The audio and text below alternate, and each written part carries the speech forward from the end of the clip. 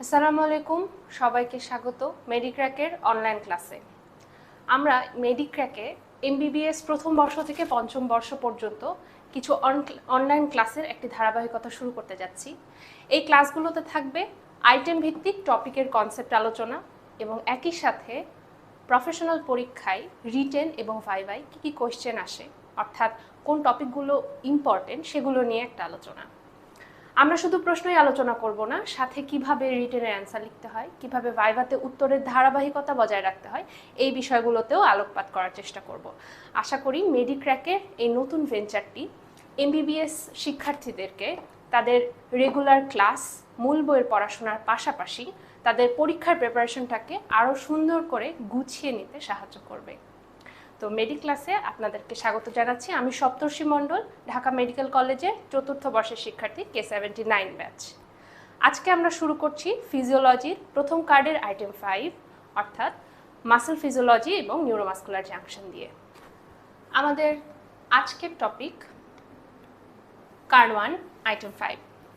Card 1 item 5-এর আমাদের topic outline মোটা দাগে 3টা। নিউরোমাস্কুলার জাংশন, এই জাংশনের নার্ভ ইম্পালসের সাহায্যে কিভাবে মাসল ফাইবারের ইম্পালস ট্রান্সমিশন হয় সেটা, আর মাসল কন্ট্রাকশনের মেকানিজম। তো আমরা এই 3টি বিষয়ে প্রথমেই আলোকপাত করব নিউরোমাস্কুলার জাংশনে। নিউরোমাস্কুলার জাংশন ডেফিনেশনটা হচ্ছে the specialized area where a motor nerve terminates on a skeletal muscle fiber. This is called neuromuscular junction, also known as motor end plate.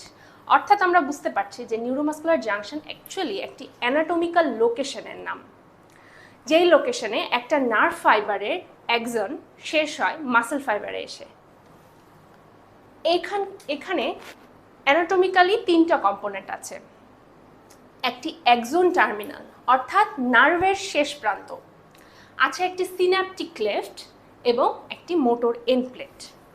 Motor end প্লেটটা হচ্ছে মাসল মেমব্রেনের, অর্থাৎ আমাদের মাসল ফাইবারের যে cell membrane সেটার একটা থিকেন্ড পোর্শন, এবং এই পোর্শনটা বিশেষায়িত কেন সেই আলোচনায় আমরা আসছি।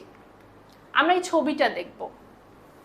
এখানে আমরা শুরুতে যেটা দেখতে পাচ্ছি এইটা হচ্ছে একটা নার্ভের শেষ প্রান্ত।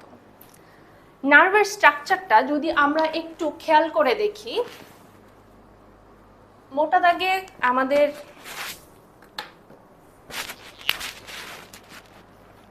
এটা যদি হয় একটা নার্ভের সেল বডি, এইটা হচ্ছে নার্ভের এক্সন, এবং এক্সন শেষ প্রান্তে এসে বেশ কিছু ব্রাঞ্চের মাধ্যমে শেষ হয়।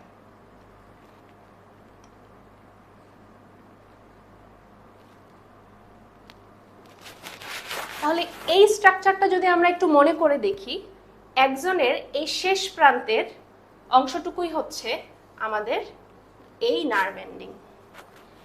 এখানে এসে নার্ভ ফাইবারের কিছু বিশেষত্ব আছে। এক্সনের শেষ প্রান্তের এই বাল্বে অনেকগুলো ভেসিকেল থাকে। আমরা এই ছবিটাতে একটু ভালো করে আলোকপাত করি। এই ভেসিকলগুলোর মধ্যে আমরা এই যে ছোট ছোট যেই লাল রঙের দানাগুলো দেখতে পাচ্ছি, এগুলো রিপ্রেজেন্ট করছে হচ্ছে নিউরো ট্রান্সমিটার। আমাদের এখানকার নিউরো ট্রান্সমিটার হচ্ছে অ্যাসিটাইল কোলিন।